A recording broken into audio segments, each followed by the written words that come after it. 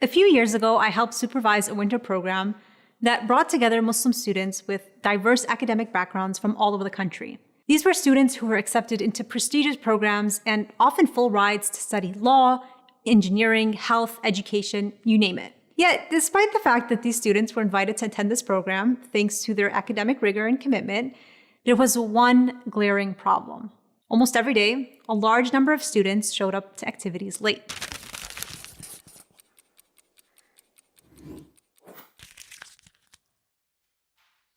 There was traffic, a long line to the bathroom, I'm not feeling well, every dog ate my homework excuse in the books. And by the third day, I turned to these same students who continuously showed up late and asked the obvious. When you were interviewing for dental school, did you show up late? When you scheduled a meeting with your professor to request a letter of recommendation, were you late? The answer was obvious. The problem with showing up to events and commitments late is that it reveals a much deeper concern, our lack of consideration for time. And this shows up in so many ways in our lives. We wake up late even though we've had a good night's rest and promised ourselves to rise early. We spend our evenings watching TV or scrolling through social media. And we simply don't plan our day around the most valuable thing we've been given, time. Ibn al-Qayyim rahimahullah puts things into perspective when he says, wasting time is worse than death. When you die, you're simply being cut off from this world and the people in it.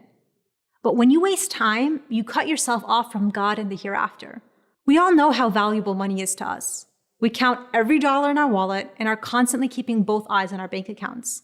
If we knew the true value of time, we'd be counting the minutes in our day to make sure we never lose a second. And remember, the Prophet ﷺ said, along with your health, your free time is one of the biggest blessings you'll have. And it'll really hit you when it's gone, because you'll only ever get busier as your life wears on. Which is why the Prophet also said, take benefit of 5 before 5. Your youth before your old age, your health before your sickness, your wealth before your poverty, your free time before you're preoccupied, and your life before your death. 3 of these 5 alone revolve around time. It's constantly ticking. It can be a terrifying thought when it settles in, and let it be. Allah subhanahu wa ta'ala motivates us with hope and fear. We need to be genuinely worried about how we spend our time because it won't go unaccounted for. But at the same time, let it be a means of motivation.